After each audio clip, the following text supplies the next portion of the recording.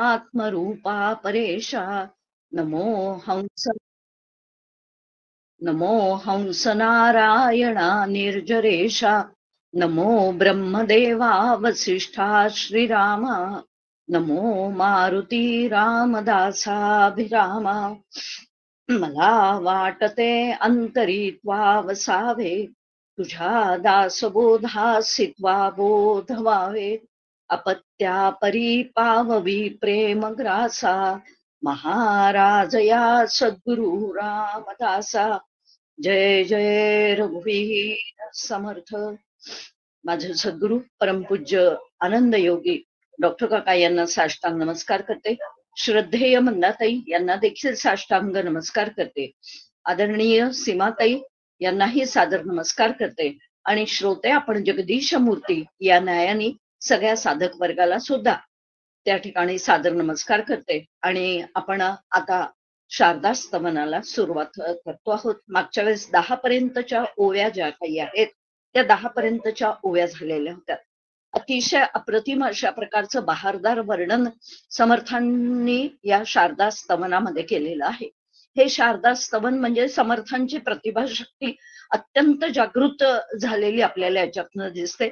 आणि विशेष करून हे शारदा स्तवन म्हणजेच मायास्तवन जे आहे की ते मायास्तवन हे संवादी स्वरूपाचं आहे। कुठेही या मायेला समर्थांनी नावं ठेवलेली नाहीत, किंबहुना कमी लेखलेलं नाही।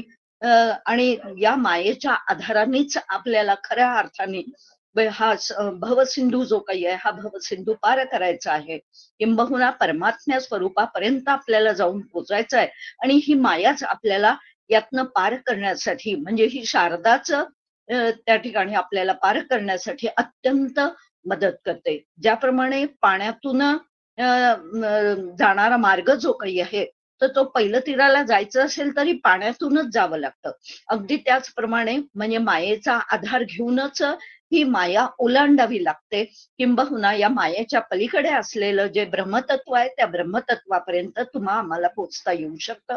आणि म्हणून ही माया जी आहे ही खऱ्या अर्थाने तुम्हाला आम्हाला मदत करणारी आहे, साह्यभूत करणारी आहे। ती अगदी टोकापर्यंत आम्हाला नेऊन सोडते आणि मग मात्र ती गळप होते आणि ती त्या ठिकाणी त्या ब्रह्मस्वरूपाचा अनुभव ती जीवाला किंवा साधकाला आणून देते। सांगण्याचं तात्पर्य एकच आहे, अशी ही माया हिचं अत्यंत अप्रतिम अशा प्रकारचं वर्णन समर्थांनी केलेलं आहे। आता आपण 11व्या ओवीपासून या शारदा स्तवनाचं पुन्हा चिंतन करण्याचा प्रयत्न करूया। जे अव्यक्त पुरुषाची व्यक्ती विस्तारे वाढली इच्छाशक्ती, जे कळी काळाची नियंती सद्गुरु कृपा। आता समर्थ आणखीन एक वेगळं विशेषण या मायेला लावत आहेत किंवा या शारदेचं सांगताहेत की ती कशी आहे की जे अव्यक्त पुरुषाची व्यक्ती। साधारणतः आपण आजपर्यंत बऱ्याच जणांनी दासबोध वाचलेला आहे, ऐकलेला आहे, किंबहुना हे दुसरं तिसरं पारायण सुद्धा बहुतेकांचं असू शकतं। आणि त्या दृष्टिकोनातून शारदेचं वर्णन किंवा ब्रह्माचं वर्णन जे काही आहे तर ते ब्रह्म कशा प्रकारचं आहे तर ते अव्यक्त आहे, ते निर्गुण आहे, ते निराकार आहे, असं या ब्रह्म नावाच्या तत्वाविषयी आपण ऐकत आलेलो आहोत। आणि निर्गुण निराकार अव्यक्त असलेलं असं हे शास्त्रात या ब्रह्मतत्वाचं वर्णन केलेलं आहे। आम्ही ते संतांकडून ऐकलेलं आहे, श्रीगुरूंकडून ऐकलेलं आहे, किंबहुना अनेक वक्त्यांकडून सुद्धा आम्ही ते ऐकलेलं आहे।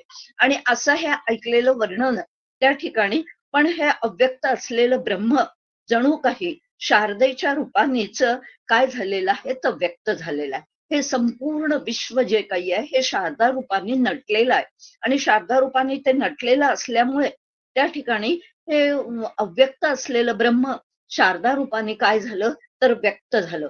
आणि व्यक्त झालेलं आता आपण साधारणतः एक छोट्याशा दृष्टांतातून हा विषय आपल्याला आणखीन त्या ठिकाणी काय होतो तर समजून घेतला जाऊ शकतो की सुंदर हिरवगार गवत उन्हाळ्यात आपल्याला दिसत नाही, पण जसे 1-2 पाऊस पडतात अगदी ते पाऊस पडल्याबरोबर ते गवत जे काही आहे ते गवत उगवतं। आता ही जी काही प्रगट करण्याची शक्ती आहे ती शारदेची आहे आणि ही शारदाचा तिच्या शक्तीने अनंत कोटी ब्रह्मांडांचा पसारा ती निर्माण करते। आणि त्यामुळे तिची जबरदस्त इच्छाशक्ती जी काही आहे ती इच्छाशक्ती माणसाला अनेक कर्म घडवून आणते. अगदी आपण बघतो आपल्या स्वतःच्या व्यवहारामध्ये सुद्धा आपण असं पाहतो की एकुलत्या एक असलेल्या त्या जीवाला सुद्धा त्या ठिकाणी मी लग्न करावं अशा प्रकारची एक इच्छा निर्माण होते. त्यातून मग लग्न झाल्यानंतर मग मुलं बाळ व्हावी अशी दुसरी इच्छा व्हायला लागते. मुलं बाळ झाली की मग त्या ठिकाणी आता लग्न झालेल्या त्या जीवाला माहेरचे नातेवाईकही असतात आणि सासरचे नातेवाईकही सांभाळावे लागतात. मग प्रत्येकाकडची लग्न ही अटेंड करावी लागतात. या सगळ्या या लग्न कार्यांमध्ये सुद्धा माणूस गुंतून पडतो. मग पुढे मुलांची शिक्षणं आहेत, मुलींची शिक्षणं आहेत आणि मग मुलींची लग्न आहेत. म्हणजे हा पसारा बघा, इच्छाशक्तीचा पसारा कशा पद्धतीने वाढत जातो. मग मुलीचे लग्न व्हावे, मुलाचे लग्न व्हावे. मग तिथपर्यंत माणूस थांबतो का? नाही थांबत. तर हा जीव पुन्हा त्याला असं वाटतं की एकदा नातवंडाचं तोंड पाहिलं म्हणजे मग मी डोळे मिटायला मोकळी होईन. आणि मग नातवंडाचं तोंड सुद्धा पाहिलं जातं आणि नातवंडाचं तोंड पाहिल्यावर मग हळूच पंतवंडाचं सुद्धा तोंड पाहावं अशी त्या ठिकाणी त्या पणजीच्या अंतःकरणामध्ये इच्छा निर्माण होते. आणि मग एकदा आपल्यावरती सोन्याची फुलं उधळूनच घ्यावी आणि पंतवंडाचं तोंड पाहावं अशा प्रकारची इच्छा ही त्या ठिकाणी वाढत. हे एका जीवाच्या संदर्भामध्ये सुद्धा अशा प्रकारची ही इच्छाशक्ती जी काही आहे ती कशा हळूहळू हळूहळू करता करता सातत्याने हे नुसतं आपण नातेवाईकांच्या संदर्भामध्ये पाहिलं, पण प्रत्येक वस्तूच्या संदर्भात सुद्धा हे माझ्याजवळ असावं, ते माझ्याजवळ असावं, ते माझ्याजवळ असावं. आता काय कमी पडतो हा 1 BHK फ्लॅट कमी पडतो, मग 2 BHK घ्यावा, मग 2 BHK घेतला की आणखीन मग आता 3 BHK असावा, मग आता इथेही असावा, मग तिथेही असावा. म्हणजे मुलांच्या शिक्षणासाठी पुढे आणखीन चांगल्या शहरामध्ये सुद्धा असावा. 11-11 महिन्यांनी सारखं घर बदलावं लागतं. त्यापेक्षा आपण आपला एक फ्लॅटच घेऊन टाकावा शहरामध्ये. म्हणजे अशा पद्धतीने या इच्छा ज्या काही आहे, ही इच्छाशक्ती, जबरदस्त इच्छाशक्ती ही आम्हाला सातत्याने तिचा विस्तार जो काही आहे तो विस्तार सतत सतत अशी वाढवतच राहते. आणि म्हणून तिच्या इच्छाशक्तीने अनंत कोटी ब्रह्मांडांचा पसारा जो काही आहे तो निर्माण होतो. परंतु सद्गुरूंची कृपा जी काही आहे त्या सद्गुरूंच्या कृपेने त्या ठिकाणी हळूहळू मात्र त्यांची जी कृपा शक्ती आहे, आता ती कृपा सद्गुरूंची कृपा शक्तीमुळे या इच्छाशक्तीचे दोर जे काही आहेत ते दोर आवळले जातात. आपल्याला जेव्हा आपण श्रीगुरूंची प्राप्ती होते, ग्रंथ वाचायला लागतो, श्रीगुरू आपल्याला त्या ठिकाणी या शारदाच्या माध्यमातून या मायेचं स्वरूप कशा प्रकारचं आहे ते आपल्याला समजावून सांगायला लागतात. आणि मग जगताचं मिथ्यत्व जे काही आहे ते जगताचं मिथ्यत्व हळूहळू ग्रंथ आणि सद्गुरूंच्या प्रवचनाच्या व्याख्यानाच्या माध्यमातून हे जगताचं मिथ्यत्व जे काही आहे ते आम्हाला हळूहळू पटायला लागतं. खरं प्रकारे पटवण्याचा ते आम्हाला प्रयत्न करतात.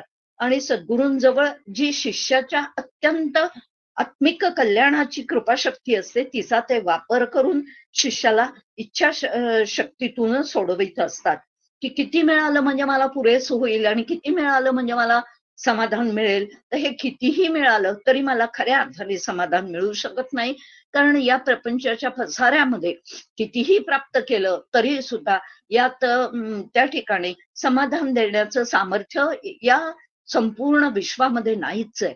आणि म्हणून त्या ठिकाणी खऱ्या अर्थाने मग ते सामर्थ्य कुठे आहे, तर ते केवळ एक आत्मज्ञानामध्ये ते सामर्थ्य दडलेलं आहे. आणि जोपर्यंत ते आत्मज्ञान आम्हाला होत नाही आणि जोपर्यंत आम्ही मायेचा हात धरून त्या आत्मज्ञानापर्यंत जात नाही तोपर्यंत खऱ्या अर्थाने आम्हाला कितीही काहीही मिळवलं तरी सुद्धा आमचं खरं समाधान होऊ शकत नाही. आणि म्हणून मग सद्गुरू जे काही आहेत, जेव्हा शिष्य सद्गुरूंना शरण जातो तेव्हा सद्गुरूंजवळ असलेल्या कृपाशक्तीचा वापर करून ते शिष्याच्या या इच्छाशक्तीचे दोर जे काही आहेत ते आवळून घेतात.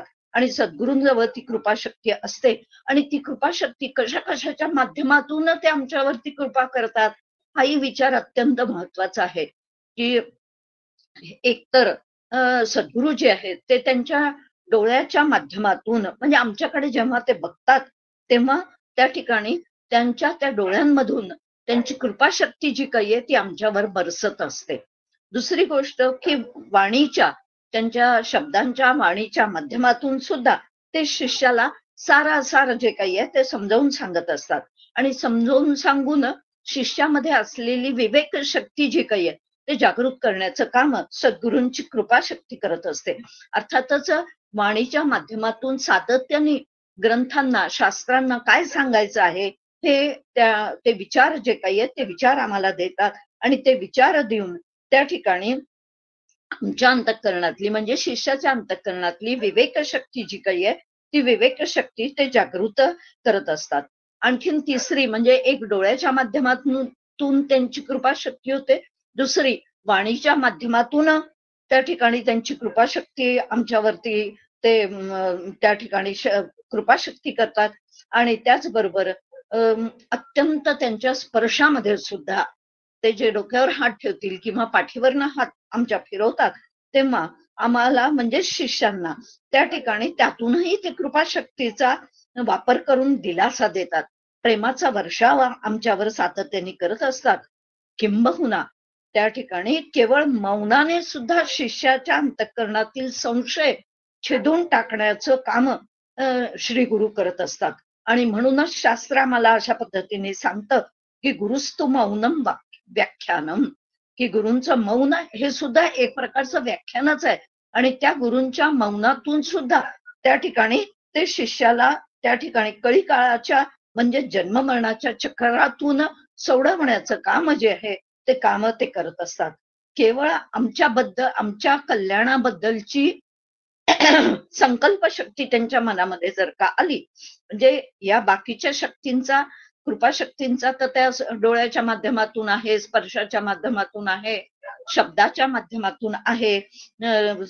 आणि त्याचबरोबर त्या ठिकाणी त्या गुरूंच्या जवळ जो काही संकल्प शक्ती जी काही त्यांच्या जवळ असते त्या आमच्या विषयी त्यांच्या अंतःकरणामध्ये अधिकारी शिष्याला काय करावं तर या जन्ममरणाच्या चक्रातूनच हा सुटला पाहिजे अशा प्रकारचा संकल्प त्यांच्या अंतःकरणात जरी आला, एवढा जरी संकल्प त्यांच्या अंतःकरणात आला तरी त्या शिष्याचं कल्याण झाल्याशिवाय राहत नाही. आणि म्हणून त्यांच्या या ती कृपाशक्ती जी काही आहे ही कृपाशक्ती म्हणजेच शारदेचंच ते एक स्वरूप आहे. आणि या शारदेच्या या स्वरूपातूनच खऱ्या अर्थाने त्यांची कृपा जी काही आहे ती कृपा बरसत असते. आणि म्हणून सद्गुरूंचं एक कवी जे आहेत ते कवी आपल्या काव्यामध्ये अशा पद्धतीने वर्णन करतात. सद्गुरु कृपा रूप तुझे हे असे मनोहर. आणि त्या आंबेला त्या ठिकाणी म्हणजेच शक्तीला देवीला त्या ठिकाणी तो कवी म्हणतो आहे की सद्गुरु कृपा रूप तुझे हे असे मनोहर, अज्ञानाचा नाश करीते आई निरंतर. ज्ञानदीप उजळून अंबे तू मजला तारिले, आत्मबोध हा देऊनी मजला आई तू रक्षिले. हे सद्गुरु कृपा रूप तुझे हे असे मनोहर. अशा पद्धतीने सद्गुरु कृपेचं वर्णन करताना हे कोणाचं वर्णन आहे तर सद्गुरु कृपा म्हणजेच ही शारदेची कृपा आहे. म्हणजे त्या शारदाच त्या ठिकाणी सद्गुरूंच्या माध्यमातून कृपा जी काही आहे ती तुमच्या आमच्यावर करत असते. आणि ज्या कृपा शक्तीच्या बळावर शिष्याला ते तारून नेतात ती सद्गुरु कृपा म्हणजे ही शारदेचीच एक दिव्य शक्ती आहे. आणि ती तुम्हा वरती सातत्याने बरसत राहो अशा प्रकारची प्रार्थना करून मी आता पुढच्या ओवीकडे त्या ठिकाणी जाते आहे. पुढची ओवी आहे जे परमार्थ मार्गीचा विचार निवडून दावी सारासार, भवसिंधूचा पैल पार पाववी शब्दबळे. आता या ठिकाणी पुन्हा एकदा शारदेच्या शब्दशक्तीमुळे, कारण हा संपूर्ण परमार्थाचा जो काही विस्तार जो काही आहे, अध्यात्मशास्त्राचा विस्तार जो काही आहे तो अनेक ग्रंथातून संतांनी काय किंवा ऋषीमुनींनी काय शास्त्रांनी काय तर करून ठेवलेला आहे. आणि हा शब्द विस्तार त्या ठिकाणी हा परमार्थ आम्हाला त्या ठिकाणी या शब्दाच्या माध्यमातून अतिशय परमार्थशास्त्र तयार झालेलं असल्यामुळे त्या ठिकाणी त्यातून आम्हाला काय प्राप्त होतं तर सारासार विचार जो आहे तो आमच्या अंतःकरणामधला तो जागृत करण्याचं सामर्थ्य या शारदेमध्ये दडलेलं आहे. आणि म्हणून सारासार विचार केल्याशिवाय परमार्थामध्ये काहीही हस्तगत होत नाही आणि तो परमार्थ सिद्धीला सुद्धा जाऊ शकत नाही. आणि म्हणूनच तुकाराम महाराज सुद्धा त्यांच्या एका याच्यामध्ये असं म्हणतात की क्षणोक्षणी हाची करावा विचार, तरावया पार भवसिंधू. क्षणाक्षणाला आम्हाला विचार नावाचं शस्त्र जे आमच्या त्या ठिकाणी आम्हाला काय शारदेच्या कृपेमुळे विचारशक्ती जी काही आहे ती सुद्धा आम्हाला कोणाकडून मिळाली. आपण त्या दिवशी मागच्या चिंतनामध्ये विचार केला होता की अनेक अंतःकरणामध्ये आपल्या सुद्धा अनेक प्रकारच्या शक्ती ज्या काही वास करतात त्या सगळ्या शक्ती कोणाच्या आहेत तर शारदेच्या कृपेमुळेच त्या आम्हाला मिळालेल्या आहेत. आणि मग ही विचारशक्ती नावाची जी काही शक्ती आहे ती सुद्धा शारदेचे एक रूप आहे. आपण संहार शक्ती, संकल्प शक्ती, भावशक्ती, इच्छाशक्ती अशा पद्धतीने अनेक शक्तींचा विचार किंवा निर्णय घेण्याची शक्ती, निवड करण्याची शक्ती अशा सगळ्या शक्तींचा विचार मागच्या चिंतनामध्ये केलेला असल्यामुळे त्या ठिकाणी मग आता हा विचार करण्याची जी शक्ती आहे ती सुद्धा आम्हाला कोणी प्रदान केलेली आहे तर मनुष्य देहाला विचार करण्याची शक्ती जी काही आहे ती परमेश्वराने विशेष करून दिलेली आहे, विवेक शक्ती विशेष करून दिलेली आहे. आणि म्हणून हा भवसिंधू जर का आम्हाला पार करायचा असेल तर सारासार विचार कोण सांगेल तर संत आम्हाला तो सारासार विचार सांगतात. संतांचं वाङ्मय आम्हाला सारासार विचार सांगतं. शास्त्र ग्रंथ जे काही आहेत ते सुद्धा आम्हाला सारासार विचार सांगतात. आणि त्या ठिकाणी मग तो सारासार विचार करून आम्ही आमच्या चित्तामध्ये घोळवून घेतला पाहिजे. आणि म्हणूनच समर्थ आणखीन एका ठिकाणी अशा पद्धतीने विचार मांडतात की न जाणता कोटीवरी कर्मे केली परोपरी तरी मोक्षाचा अधिकारी होणार नाही. खऱ्या अर्थाने कोटीवरी जरी कर्म माणसाने केली तरी सुद्धा कितीही कर्म केली तरी कर्माने त्याला त्या ठिकाणी मोक्षाचा अधिकार प्राप्त होणार नाही. म्हणून त्या समर्थांची एक ओवी आणखीन अशा पद्धतीने आपल्याशी बोलते आणि समर्थ माऊली आम्हाला सांगतात की प्रपंच उपाधी न सांडता संसार त्याग न करता जनामध्ये सार्थकता विचारायची होय. सातत्याने सारासार विचार जो काही आहे सद्गुरु आम्हाला तो सारासार विचार आमच्या अंतःकरणातला जागृत करतात. सार काय आणि असार काय.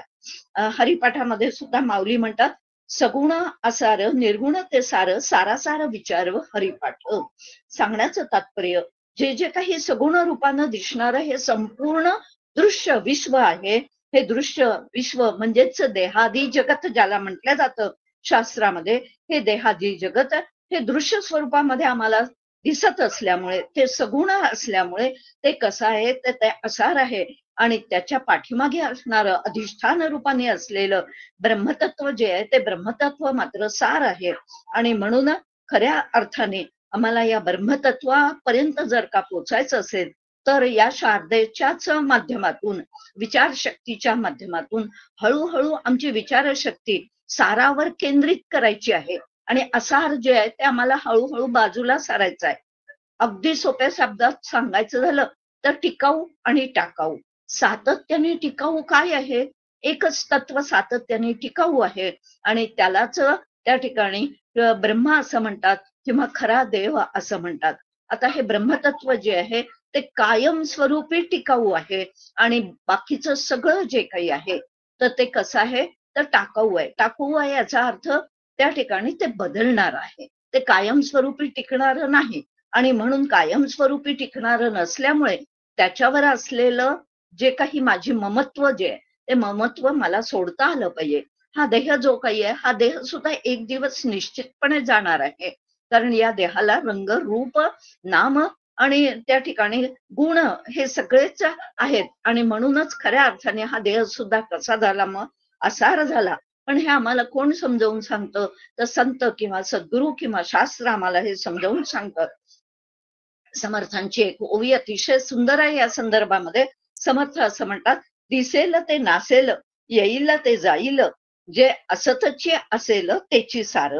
खऱ्या अर्थाने सतत दिसेल ते नासेल जे जे आम्हाला दृष्टी प्रथाला पडत आहे, कानांनी ऐकायला येत आहे, काय जिभेनी चव घेता येते आहे, नाकाने आम्हाला गंधाचं ज्ञान होत आहे, ते सगळं तेवढ्या पुरतं आहे. ते तात्पुरतं आहे, ते बदलणार आहे, ते कायमस्वरूपी राहणार नाही. आणि म्हणून त्या ठिकाणी ते जे काही आहे तर ते बदलणार असल्यामुळे सातत्याने मग साराकडे आमचं लक्ष असलं पाहिजे. मग हे जे काही मला वृत्तीज्ञान होत आहे ते वृत्तीज्ञान मला ज्याच्या सत्तेवर होत आहे तो ज्ञानरूप आत्मा माझ्या अंतःकरणातच बसलेला आहे.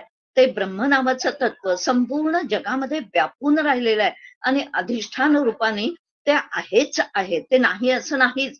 आणि हे संपूर्ण विश्व जे काही आहे हे दृश्य पसाऱ्यात मोडत असल्यामुळे आणि त्याचबरोबर हा दृश्य पसारा सातत्याने परिवर्तनशील असल्यामुळे आणि परिवर्तनशील असून पुन्हा कधीतरी असतं आणि कधीतरी नसतं, हे त्याचं स्वरूप असल्यामुळे ते कायम राहणार नाही. आणि म्हणून त्याला त्या ठिकाणी काय म्हटलं गेलेलं आहे तर असार असं म्हटलेलं आहे.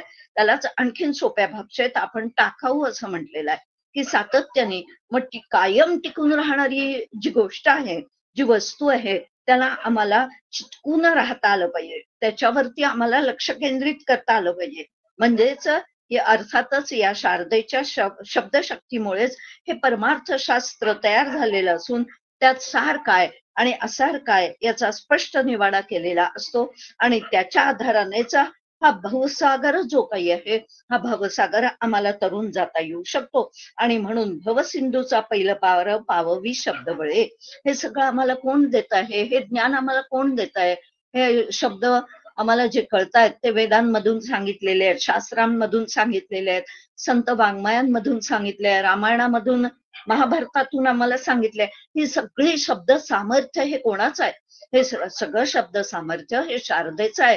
आणि शारदेच्या कृपेमुळेच त्या ठिकाणी आम्हाला ते समजून घेता येऊ शकतं, तशा प्रकारचा विचार आम्हाला करता येऊ शकतो आणि सारावरती लक्ष केंद्रित करता येऊ शकतं. आणि असार जे आहे हळूहळू त्या असारावर आमची जी काही ममता असते, अहंता असते, ती अहंता आणि ममता किंवा आसक्ती जी काही आहे ती आम्हाला हळूहळू सोडून देता आली पाहिजे. आणि म्हणून अशा पद्धतीने हे शारदेचं शब्दरूप वाङ्मय जे काही आहे ते शब्दरूप वाङ्मय आम्हाला किंबहुना सद्गुरूंच्या मुखातून येणारा उपदेश पर जे त्यांचं सांगणं आहे, विचार जो आहे तो सुद्धा आम्हाला शेवटी कशाच्या माध्यमातून कळतो तर त्यांनी उच्चारलेल्या शब्दांच्या माध्यमातून कळतो. आणि म्हणून ही शारदाच खऱ्या अर्थाने आम्हाला पहिलं पार न्यायला मदत करणारी आहे. आणि म्हणून सातत्याने या अशा पद्धतीने तिच्या आधारानेच हा भवसिंधू आहे, हा भवसिंधू आम्हाला पार करता येऊ शकतो. ऐसी बहुवैशे नटली माया शारदा एकली सिद्धची अंतरी संचली चतुर्विधा प्रकारे. आता या ठिकाणी समर्थ या शारदेचं अशा पद्धतीने वेगवेगळ्या माध्यमातून समर्थांनी या शारदेचं वर्णन केलेलं आहे. तिलाच काय म्हटलेलं आहे, अव्यक्त पुरुषाची व्यक्ती म्हटलेलं आहे, इच्छाशक्ती म्हटलेलं आहे, मोक्षश्रिया महामंगळा म्हटलेला आहे, 17वी जीवनकळा म्हटलेला आहे, लावण्य स्वरूपाची शोभा म्हटलेला आहे. म्हणजे अनेक शब्दांच्या त्या तिची काय करतायत तर विशेषण तिला देऊन तिला प्रब्रह्माची प्रभा असं सुद्धा समर्थांनी म्हटलेलं आहे. म्हणजे सातत्याने ही अशा पद्धतीने या शारदेचं एक वेगवेगळं बहुवेशे नटली या संदर्भामध्ये वेगवेगळ्या रूपांनी कशी ती नटलेली आहे. सद्गुरु कृपा ही सुद्धा कोणाची आहे तर ही सुद्धा शारदेचीच. शारदाच ही सद्गुरु कृपाने काय झाली आहे तर नटलेली आहे. आणि म्हणून ऐसी बहुवेशे नटली असं समर्थ या ठिकाणी म्हणतायत. माया शारदा एकली, ही शारदाच अशा पद्धतीने तुमच्या आमच्या अंतःकरणामध्ये सुद्धा म्हणून काय सिद्धची अंतरी संचली चतुर्विधा प्रकारे. आता आणखीन तिचं एक वेगळं स्वरूप तुम्हाला मला समर्थ आपल्यापुढे उलगडून दाखवतात आणि ते म्हणत आहेत की अशा पद्धतीने चतुर्विधा प्रकारे ती काय आहे आम्हाला कायमस्वरूपी उपलब्ध आहे. या 4 प्रकार जे वाणीचे 4 प्रकार जे आहेत त्या वाणीच्या 4 प्रकाराच्या माध्यमातून आम्हाला तिही वाचा अंतरी आले ते वैखरीय प्रगटले. आता इथे 4 प्रकार जे काही वाणींचे आहे, परा, पश्यंती, मध्यमा आणि वैखरी असे हे 4 प्रकार या वाणीचे सांगितले जातात. आणि या 4 प्रकारांच्या माध्यमातूनच ही शारदा तुमच्या आमच्या अंतःकरणामध्ये कशी आहे तर वसलेली आहे. आणि आता या थोडक्यात याचा विचार करूया की परेमध्ये जी काही वसलेली ही शारदा आहे तर हिचं स्वरूप कसं आहे आणि ही नेमकी कुठे राहते आहे तर पर्यामध्ये राहणारी ही ज्ञानप्रधान, तिचं स्वरूप कसं आहे तर ज्ञानप्रधान आहे. आणि महाकारण देहाश्रित अशा प्रकारची ही मूलाधार चक्रामध्ये राहते ही शारदा. त्या ठिकाणी खऱ्या अर्थाने परेमध्ये असलेली ही म्हणजे परावाणी जी काही आहे ती ज्ञानप्रधान आहे आणि त्याचबरोबर महाकारण देहाश्रित ती आहे. महाकारण देहाच्या आश्रयाने ती राहते आणि ती कुठे आहे, वास्तव्य तिचं कुठे आहे, तर मूलाधार चक्रामध्ये ती वास्तव्य करून आहे. आणि तिच्या तिथे काय आहे तर गुप्त विचार हे तिचं त्या ठिकाणी स्वरूप आहे. मग आता परावाणी नंतर दुसरी वाणी जी काही आहे, जी पश्चंती वाणी म्हणून म्हटल्या जाते, ही मनप्रधान असून कारण देहाश्रित त्या ठिकाणी राहते आणि ह्या स्वाधिष्ठान चक्रामध्ये तिचं काय असतं तर वास्तव्य आहे. तिसरी वाणी जी आहे, जिला मध्यमा असं म्हटलं जातं, ती मध्यमा वाणी बुद्धिप्रधान असून लिंग देहाश्रित मणिपूर चक्रामध्ये तिचं वास्तव्य आहे. आणि चौथी वाणी जी आहे, जिला वैखरी म्हणतो आपण, ती प्राणशक्ती प्रधान असून क्रियारूप आहे आणि परेमध्ये गुप्त असलेले विचार जे आहे, गुप्त रूपाने असलेले जे विचार आहे ते पश्चंतीमध्ये अस्पष्ट तो विचार येतो, मध्यमामध्ये तो अधिक थोडासा स्पष्ट होतो आणि वैखरीमध्ये मात्र तो शब्द रूपाने प्रगट होतो. आणि अशा पद्धतीने चारही वाणींच्या माध्यमातून ही जी काही शक्ती आहे, ही शारदेची शक्ती वाणी स्वरूपाने सातत्याने काय आपण ह्या ग्रंथांचं सुद्धा किंवा सातत्याने चिंतन मनन जे करतो ते सुद्धा कोणत्या वाणीच्या माध्यमातून करतो, तर त्या ठिकाणी हे चिंतन मनन जे चाललं आहे ते मानसिक दृष्ट्या आपलं चाललेलं असतं. साधक बाधक विचार चाललेला असतो, मनन चाललेलं असतं. आणि हे सुद्धा हे जे काही मध्यमा नावाची वाणी आहे किंवा पश्चंती नावाची वाणी आहे, याच्या माध्यमातून तो विचार आम्ही पकडून ठेवण्याचा प्रयत्न करतो. सातत्याने साराला पकडून ठेवणं आणि असार जे आहे ते बाजूला सारण्याचं क्षमता जी काही आहे, ही या साधक बाधक विचारामध्ये दडलेली आहे. आणि तो साधक बाधक विचार सुद्धा या अशा पद्धतीने प्रत्यक्ष तिथे वैखरी वाणीचा जरी उपयोग नसला तरी सुद्धा मननाच्या माध्यमातून म्हणजेच मध्यमेच्या माध्यमातून आम्ही त्या ठिकाणी काय करतो आहे तर अशा पद्धतीने मनन करणं जे आहे ते आपलं चाललेलं असतं. म्हणून या वाणीचा अत्यंत उपयोग आपल्याला त्या परब्रह्म स्वरूपाकडे नेण्यासाठी अतिशय महत्वाचा ठरतो.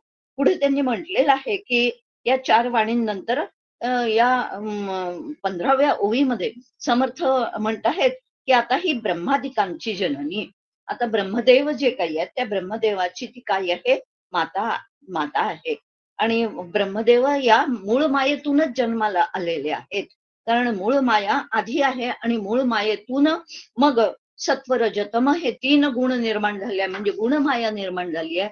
आणि मग या गुणमायेतूनच या 3ही गुणांचे जे स्वामी आहेत, तर ते गुणांचे स्वामी म्हणजेच ब्रह्मदेव, नंतर शंकर आणि विष्णू, हे 3 देव जे काही आहेत, सत्वगुणाचे स्वामी जे आहेत ते विष्णू आहेत. ब्रह्मदेव जे आहेत ते उत्पत्ती करता म्हणून त्यांना ओळखलं जातं. आणि त्याचबरोबर भगवान शंकर जे आहेत ते लय म्हणजे संहार तमोगुणाचे ते स्वामी आहेत. सांगण्याचं तात्पर्य एकच आहे. म्हणून अशा पद्धतीने ती ब्रह्मदेवाची माता असून श्री विष्णू आणि शंकर सुद्धा तिचेच पुत्र आहेत. आपण जर का या संपूर्ण विश्वाची उत्पत्ती कशी झाली याचा विचार जेव्हा आपण पाहिला, तेव्हा आपण बघितलं की त्या मूळ मायेतूनच अशा पद्धतीने गुणमाया निर्माण झाली आणि त्या गुणमायेतूनच त्रिगुण निर्माण झाले. आणि त्या त्रिगुणांच्या 3 देवता ज्या काही आहेत त्या 3 देवता म्हणजे ब्रह्मा विष्णू आणि महेश निर्माण झाल्या. आणि म्हणून या मूळ मायेलाच म्हणजे शारदेला त्यांची जननी अशा पद्धतीने म्हटलेलं आहे. सृष्टी रचना लोक तिने विस्तार जियेचा. आणि त्याचबरोबर या संपूर्ण स्वर्ग मृत्यू आणि पाताळ या तिन्ही लोकांचा जो काही विस्तार आहे हे सुद्धा कोणाचं स्वरूप आहे, हे शारदेचं स्वरूप आहे. आणि म्हणून तिला एका दृष्टिकोनातून अनादी अनंत अशा प्रकारची ही शारदा आहे असं सुद्धा तिला म्हटलं जातं की तिचा थांब पत्ता आपल्याला लागू शकत नाही. आणि म्हणून तिला एक विशेषण आणखीन समर्थाने एका ठिकाणी लावलेलं आहे की ही शारदा कशी आहे तर अघटित घटना पटीयसी.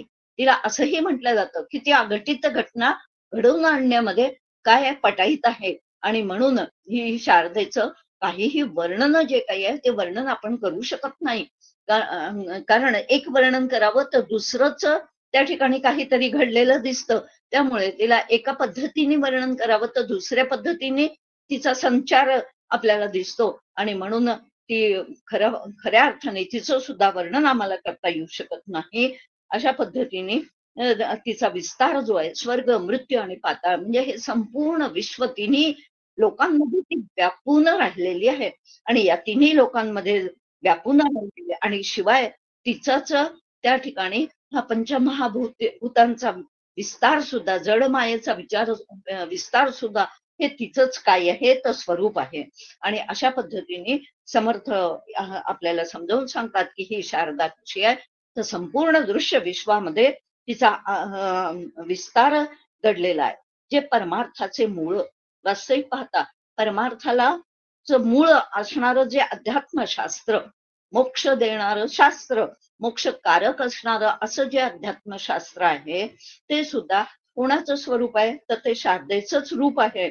आणि म्हणून ना तरी सद्विद्याची केवळ ही शारदाच काय आहे तर सद्विद्या तुम्हा आम्हाला या अनेक शास्त्रांच्या माध्यमातून, ग्रंथांच्या माध्यमातून तुमच्या आमच्या अंतःकरणातली सद्विद्या जागृत व्हावी. आणि ती सद्विद्या जागृत होऊन त्या सद्विद्येचा आधार घेऊनच सातत्याने साधक जो आहे तो कसा होत जातो तर हळूहळू निवांत, निर्मळ आणि निश्चळ असं त्या ठिकाणी म्हणजे या शास्त्रामुळेच, या सद्विद्येचा आधार घेतल्यामुळेच ही सद्विद्याच त्या ठिकाणी आम्हाला काय करते, ही शारदेचं स्वरूप जेव्हा आम्ही त्या ठिकाणी भजन, पूजन, चिंतन, मनन, अध्ययन सातत्याने सारासार विचार वगैरे हे सगळं जे काही रूप आहे हे कोणाचं आहे, हे शारदेचंच आहे. आणि या शारदेच्या शक्तीमुळेच तुम्हा आम्हाला त्या ठिकाणी हळूहळू सद्विद्येवरती आरूढ होता येतं. म्हणजे शास्त्राच्या माध्यमातून किंवा संत ग्रंथांच्या माध्यमातून आम्हाला ही सद्विद्या काय होते तर हाताशी येते. आणि हाताशी येऊन तशा पद्धतीने साधना केल्यानंतर त्या ठिकाणी हळूहळू साधकाला ती काय करत राहते तर निवांत करत राहते. तिच्या अंतःकरणात, साधकाच्या अंतःकरणामध्ये चालू असलेल्या ज्या काही सतत घालमेल जी असते ती हळूहळू सद्विद्येच्या माध्यमातून कमी कमी व्हायला लागते. तो शांत व्हायला लागतो, निर्मळ व्हायला लागतो. म्हणजेच अत्यंत पवित्रता जी काही आहे ती पावन करणारी अशा प्रकारची ही शारदा आहे. आणि त्याचबरोबर तो आढळ अशा प्रकारची शक्ती सुद्धा त्याच्या अंतःकरणामध्ये, आत्मस्थितीवर जेव्हा एखादा साधक जाऊन पोचतो, म्हणजेच आत्मज्ञानाच्या अवस्थेपर्यंत साधक जेव्हा जाऊन पोचतो तेव्हा त्या साधकाला एक वेगळ्या प्रकारची शांती, वेगळ्या प्रकारचं आढळत्व जे काही आहे किंवा अत्यंत पावन अशा प्रकारचं त्याचं अंतःकरण होऊन जातं. आणि ती आत्मस्थिती त्याला स्वतःला अनुभवता येऊ शकते. हे सगळं कोणाच्या कृपेने होत आहे तर हे या सगळ्या शारदेच्याच कृपेने होत आहे. आणि म्हणून समर्थ 17व्या ओवीमध्ये जे योगियांचे ध्यानी, आता पुन्हा एकदा जे मागच्या वेळेस 3ऱ्या ओवीमध्ये समर्थांनी सांगितलं होतं की जे योगियांची समाधी, त्यालाच आता इथे ते म्हणत आहेत की अष्टांग योग साधन करणाऱ्या या साधकाला म्हणजे या योग्यांना सुद्धा ध्यानाच्या माध्यमातून ती कुठपर्यंत घेऊन जाते तर समाधी अवस्थेपर्यंत घेऊन जाते. तो विचार आपण मागच्या वेळेस देखील बघितला होता. आणि जे साधकांचे चिंतनी, पण साधक ज्ञानमार्गी जे साधक असतात ते ज्ञानमार्गी साधक सुद्धा या चिंतनाच्या माध्यमातूनच, आणि चिंतन सुद्धा कशा पद्धतीने तर पुन्हा ते चिंतन सुद्धा एक शारदेचंच काय आहे तर रूप आहे. चिंतन करण्याची शक्ती सुद्धा शारदेचीच आहे. आणि त्या चिंतनाच्या माध्यमातून ज्ञानमार्गी लोक सातत्याने चिंतन करता करता तद्रूप होण्याचा प्रयत्न करत असतात. आणि सिद्धांचे अंतःकरणी समाधी रूपे, आणि सिद्धांच्या अनुभवात असलेली सविकल्प समाधी जी काही आहे तर ती सविकल्प समाधी सुद्धा शारदेचंच एक रूप आहे. आणि म्हणून खऱ्या अर्थाने ही शारदा आम्हाला कशा पद्धतीने या आमच्या अध्यात्म मार्गावरती साधकाला प्रगती करण्यासाठी किती महत्वपूर्ण ती शारदा आहे, किती सहाय्यभूत करणारी आहे. आणि म्हणून तिचं सातत्याने आम्हाला काय करण्याची इच्छा होते तर तिचं स्तवन, भजन, पूजन जे काही आहे ते तिचं समर्थ आवर्जून करताना या ठिकाणी दिसतात. वास्तविक पाहता निर्गुण निराकार असलेलं ब्रह्मतत्व, त्याची ओळख सुद्धा आम्हाला कोणाच्या माध्यमातून होते तर या शारदेच्या माध्यमातूनच होते. जे निर्गुणाची ओळखणं, जे अनुभवाची खूण, त्या ठिकाणी की साधकाला हे ते निर्गुण ब्रह्माची शब्दाने ओळख म्हणजे परोक्ष ज्ञान करून देण्याची क्षमता सुद्धा कोणाच्या साह्याने होते, तर या शब्दरूप शारदेच्या माध्यमातूनच त्या ठिकाणी तिचं काय करता येऊ शकतं, त्या ब्रह्माचं ते निर्गुण आहे, ते निराकार आहे, ते अव्यक्त आहे, अव्यय आहे, अशा पद्धतीचं वर्णन जे आहे ते निर्गुण स्वरूपाचं वर्णन म्हणजेच त्या ब्रह्मतत्वाचं वर्णन त्या ठिकाणी या शारदेच्या माध्यमातूनच करता येऊ शकतं. आणि त्याचबरोबर शब्दाने तिची त्या ब्रह्मतत्वाची काय होते, तो ओळख होते की ते ब्रह्मतत्व कसं आहे हे सुद्धा आम्हाला शारदेच्या कृपेनेच शब्दाच्या माध्यमातून कळतं.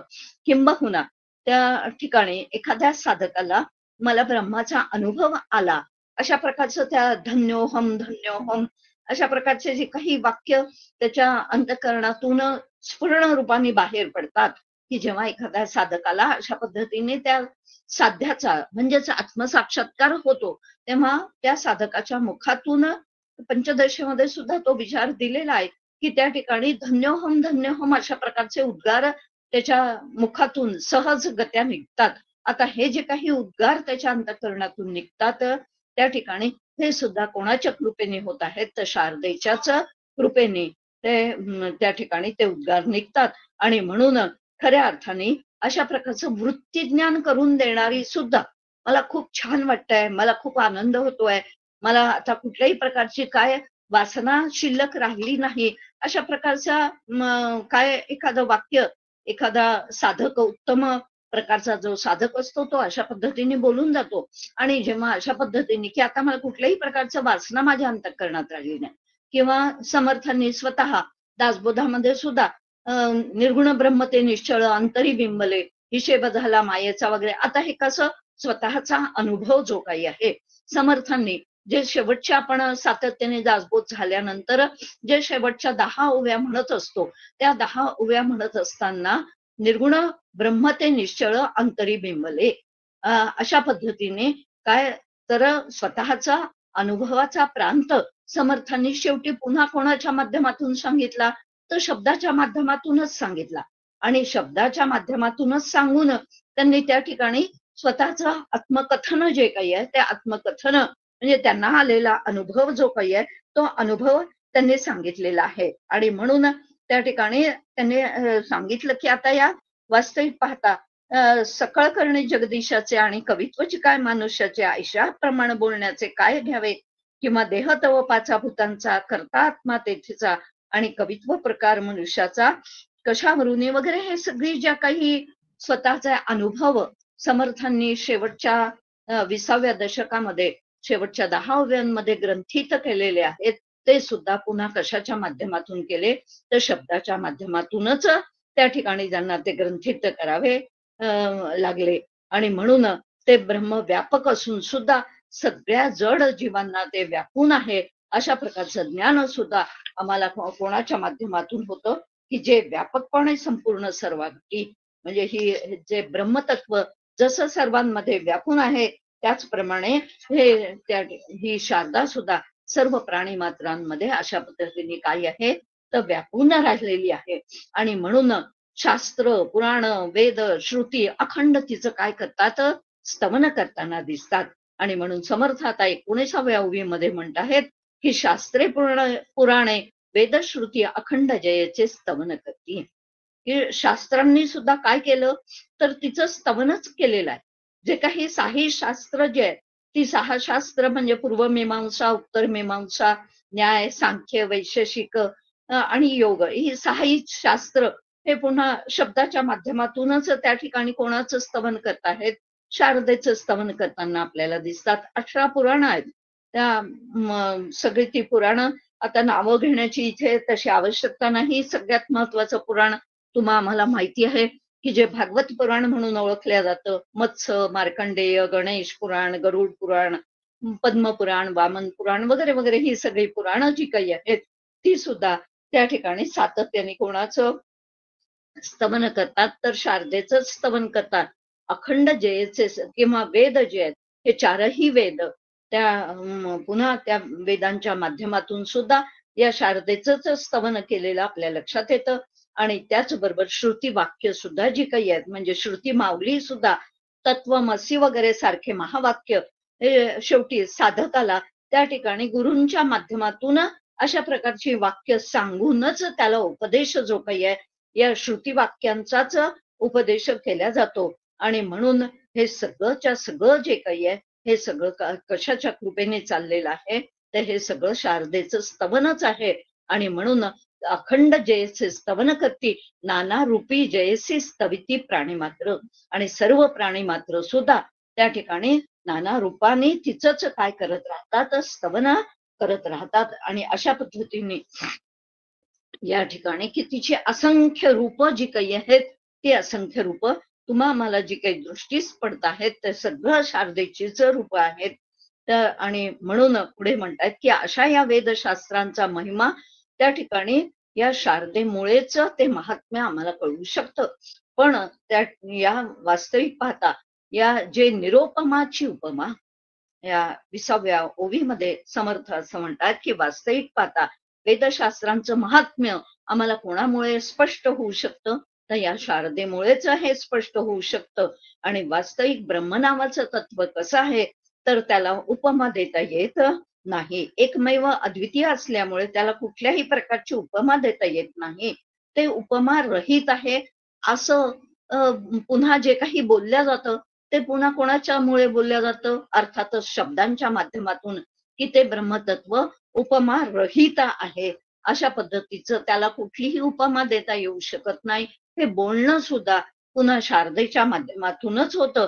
आणि म्हणून या शारदेमुळेच ते होत असल्यामुळे जय करता परमात्मा ऐसे बोली दे. आणि हे शारदेचं हे संपूर्ण विश्वाने नटलेली ही नाना भेदांनी भरलेली जी काही माया आहे किंवा शारदा आहे तर याला त्या ठिकाणी वास्तविक पाहता हे काय आहे तर कल्पित असलेली ही माया आहे. पण तिला पुन्हा अधिष्ठान जे काही आहे ते कोणाचं आहे तर ब्रह्मस्वरूपाचं त्याला अधिष्ठान आहे. आणि म्हणून त्या ठिकाणी या कल्पनेच्या माध्यमातूनच ब्रह्माची कल्पना जी काही आहे ती आम्हाला करता येऊ शकते.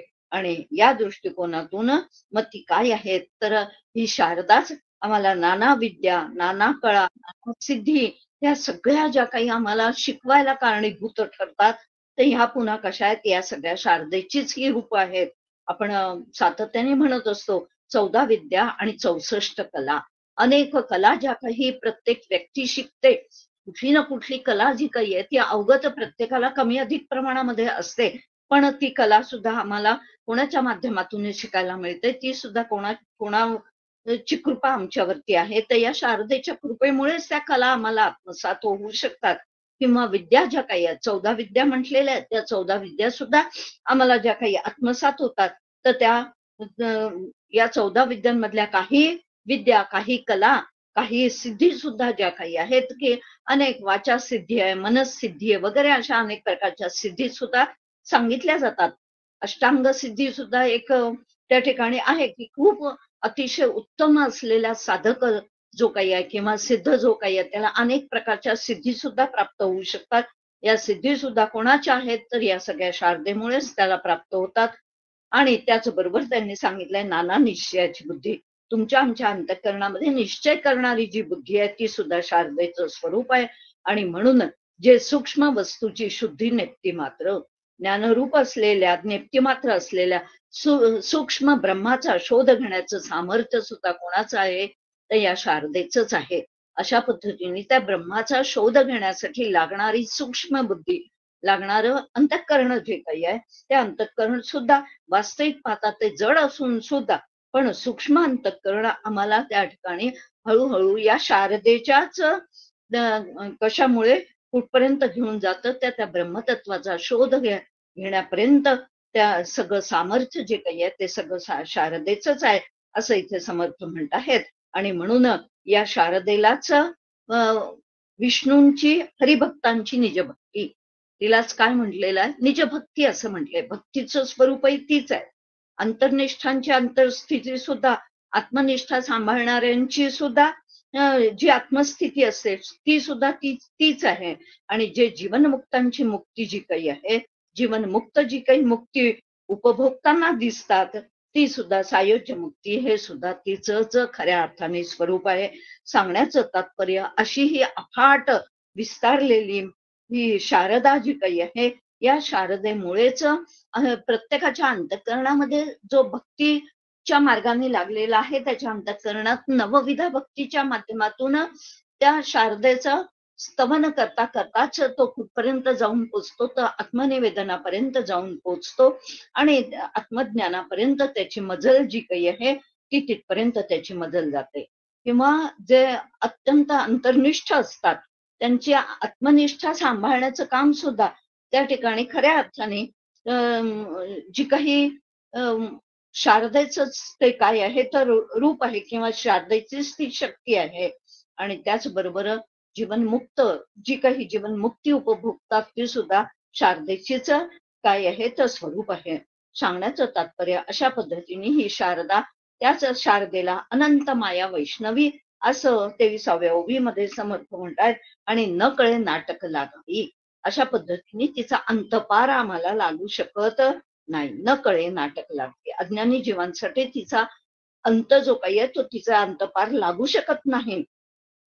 एवढंच कशाला, थोर थोर असलेल्या लोकांना सुद्धा अत्यंत की काय तर मला ब्रह्मस्वरूप कळलेलं आहे अशा प्रकारचा, मी ब्रह्म जाणतो अशा प्रकारचा भ्रम निर्माण करणारी सुद्धा शक्ती जर कोणाची असेल तर ती सुद्धा शारदेची शक्ती आहे. आणि म्हणून या ठिकाणी खऱ्या अर्थाने हे मी भल्या भल्यांना सुद्धा ती काय या पुन्हा या शारदेमध्येच गुंतवून ठेवते, या मायेमध्येच गुंतवून ठेवण्याचं सामर्थ्य सुद्धा कोणाचं आहे, तिचंच आहे. किंवा माझ्या अंतःकरणामध्ये अनुकूल आणि प्रतिकूल ह्या ज्या काही हे निर्माण होतात, तर तो भ्रम सुद्धा निर्माण करणारी ही शक्ती सुद्धा कोणाची आहे तर या शारदेचीच आहे. म्हणून खऱ्या अर्थाने जे जे दृष्टीने देखील जे जे आम्ही ऐकतो, वाचतो, पाहतो, काय त्या ठिकाणी मनाला जाणवतं, भासतं, वाटतं, हे सगळं कोणाचं स्वरूप आहे तर हे सगळं मनाला भासणं जे काही आहे, मनाला वाटणं जे काही आहे, बुद्धीला पटणं जे काही आहे, असं हे सगळं जे स्वरूप आहे किंवा 5 ज्ञानेंद्रियाच्या माध्यमातून जे काही आम्ही त्या ठिकाणी म्हणजे शब्द, स्पर्श, रूप, रस आणि गंध या 5 गोष्टींचा अनुभव घेतो, तो सुद्धा कोणाचं रूप आहे तर ते शारदेचंच रूप आहे. म्हणून मनाला भासलेलंही त्या ठिकाणी काय तर तिचंच रूप आहे. किंवा ज्ञान झालं असं वाटतं तेही तिचंच रूप आहे. आणि बुद्धीने आकलन करण्याची क्षमता सुद्धा कोणाची आहे तर त्या शारदेचीच आहे. आणि अशा पद्धतीने ही शारदा आम्हाला सातत्याने त्या ठिकाणी केवढी सूक्ष्म पण आहे आणि व्यापक पण आहे हे समर्थ आम्हाला समजावून सांगतात. की दृश्य रूपाने ती आम्हाला व्यापक कशी सगळी दूर नटलेली आम्हाला ती दिसते, आणि सूक्ष्म रूपाने कशा पद्धतीने ती मनाला भासते, बुद्धीला काय तर आकलन करायला लावते, किंबहुना आणखीन भासणं, वाटणं, ह्या ज्या सगळ्या काही क्रिया घडतात त्या सगळ्या क्रिया कोणाच्या शक्तीने चाललेल्या आहेत तर त्या सगळ्या त्या ठिकाणी शारदेचंच ते सूक्ष्म रूप अशा पद्धतीचं आहे. आणि म्हणून स्तवन भजन भक्तिभाव माये वाचून नाही ठाव. खऱ्या अर्थाने प्रत्येक जण जो काही स्तुती करतो, भजन म्हणतो, भावपूर्ण भक्तीच्या ज्या अंतःकरणामध्ये त्या ठिकाणी असते, तर तिचं ते रूप सुद्धा जे काही आहे ते शारदेचंच रूप आहे. आणि त्या शारदेचा आधार घेऊनच तिचं आम्हाला पुन्हा कोणाचं स्तवन, तिचाच आधार घ्यायचा, तिचेच शब्द घ्यायचे आणि तिचेच शब्द घेऊन तिचीच काय करायची, स्तुती करायची, तिचंच भजन पूजन करायचं. आणि तिलाच त्या ठिकाणी अत्यंत ती कशी आहे तर स्तवन करण्यायोग्य ती आहे अशा पद्धतीने समर्थ सांगतात. आणि या वचनाचा अभिप्राव अनुभवी जाणती. प्रत्येक जण जे काही आपापल्या दैवताचं त्या ठिकाणी स्तवन करतो, पूजन करतो, उपासना करतो, काय वाणीच्या माध्यमातून अभंग म्हणतो, हे सगळं जे काही आहे हे अंतःकरणाला भावणार हे सगळं हे त्या मायेचंच स्वरूप आहे. आणि त्या मायेचा आधार घेऊनच ती तो त्या ब्रह्मस्वरूपापर्यंत आम्हाला नेऊन सोडणारी सुद्धा कोण आहे तर ही शारदाच आहे. आणि म्हणून या सर्वांचा द्वैतात किंवा त्रिपुटीमध्येच समावेश होतो. पण याला या सगळ्या स्तवन, भजन, पूजन, भाव, भक्ती वगैरे या सगळ्यालाच पंचदशिकारांनी याला शास्त्रीय द्वैत म्हटलेलं आहे. किंवा त्या ठिकाणी याला संवादी स्वरूप अशा पद्धतीने म्हटलेलं आहे. द्वैत जरी असलं, कारण द्वैतामध्ये असल्याशिवाय आम्ही तिचं स्तवन करू शकणार नाही. आम्ही कोणत्याही देवतेचं स्तवन करू शकणार नाही. आणि स्तवन केल्याशिवाय, भजन पूजन केल्याशिवाय, नवविध भक्तींचा आधार घेतल्याशिवाय आम्हाला त्या ठिकाणी काय तर आमच्या अंतःकरणात तिच्याविषयीचं म्हणजेच त्या ब्रह्मस्वरूपाविषयीचं, ईश्वराविषयीचं प्रेम आमच्या अंतःकरणात निर्माण होणार नाही. म्हणून त्या ईश्वराचं स्वरूप समजावून घ्यायलाही ही शारदाच कारणीभूत आहे. त्या ब्रह्माचं स्वरूप समजावून घ्यायला देखील शारदाच कारणीभूत आहे. आणि म्हणून या शारदेचं स्तवन समर्थांनी या ठिकाणी केलेलं आपल्याला दिसतं. आणि त्या ठिकाणी खऱ्या अर्थाने ज्यांना मी देव आहे अशा प्रकारचा निश्चल आत्मनिवेदन भक्ती साध्य झालेली असते, ते या बोलण्यातील रहस्य जे काही आहे हे या बोलण्यातील म्हणजे रहस्य जाणू शकतात. कारण हे सगळं स्तवन सुद्धा कोणाच्या माध्यमातून केलं जाऊ शकतं, तर त्या शारदेच्या माध्यमातूनच केलं जाऊ शकतं. आणि म्हणून समर्थांनी या ठिकाणी म्हणून थोराहून थोर जे ईश्वराचा ईश्वर तयसी माझा नमस्कार तदांशीची आता अशा पद्धतीने समर्थ या ठिकाणी ही कशी आहे ही माया किंवा ही शारदा तर सर्वात श्रेष्ठ आहे आणि ही ईश्वराचाही ईश्वर आहे असं समर्थ त्या ठिकाणी तिच्याबद्दल विशेषत्वाने असं बोलताहेत. आणि म्हणून मी तिचा अंश असल्यामुळे आणि ती अंशी असल्यामुळे तिला मी काय करतो तर अंश म्हणून मी तिला नमस्कार करतो अशा पद्धतीने समर्थ तिला वंदन करतात, तिचं स्तवन करतात. आणि या संपूर्ण समासामध्ये अशा पद्धतीने समर्थांनी आपल्याला काय केलेलं दिसतं तर हे शारदा स्तवन केलेलं दिसतं.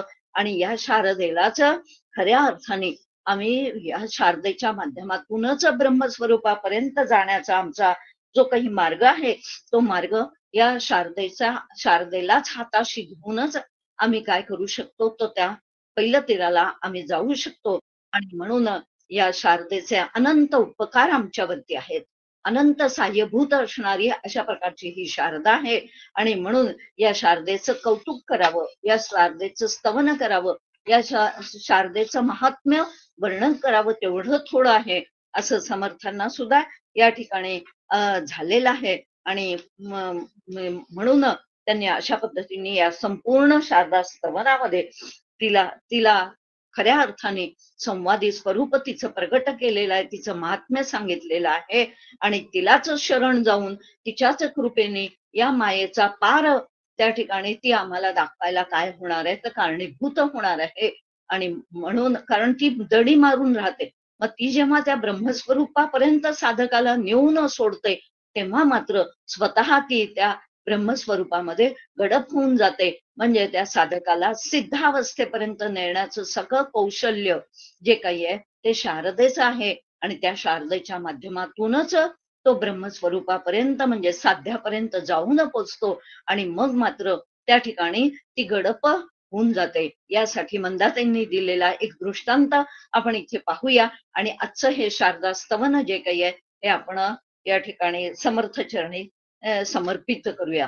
मंदाताईंनी अतिशय सुंदर एक या शारदा किती गडप होते म्हणजे नेमकं काय होतं आणि कसं होतं तर याचं वर्णन करताना मंदाताईंनी अतिशय सुंदर अशा प्रकारचा एक दृष्टांत सांगितलेला होता.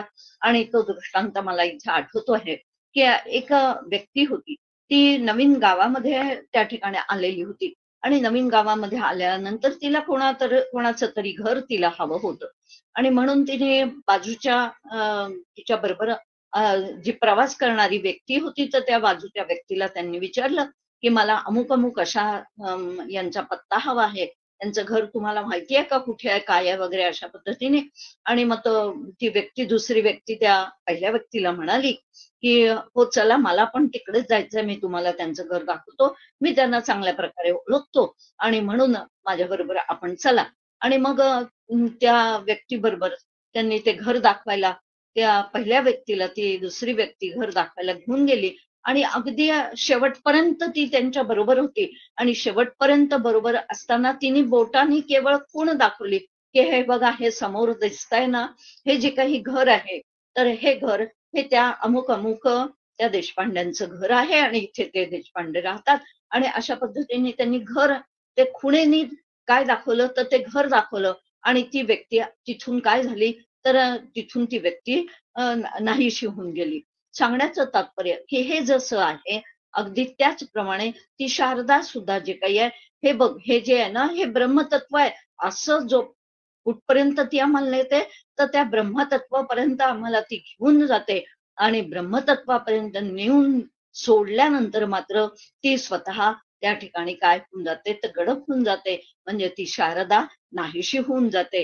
हे तिचं महात्म्य आणि खऱ्या अर्थाने तीच आम्हाला त्या ब्रह्मस्वरूपाची ओळख करून देणारी, अपरोक्ष ज्ञानाला सुद्धा साह्यभूत करणारी, चिंतन मननाच्या माध्यमातून साह्यभूत ठरणारी अशी ही शारदा. आणि या शारदेचं स्तवन समर्थांनी केलेलं समर्थांच्या चरणी, डॉक्टर काकांच्या चरणी समर्पित करते आणि वाणीला विराम देते. जय जय रघुवीर समर्थ.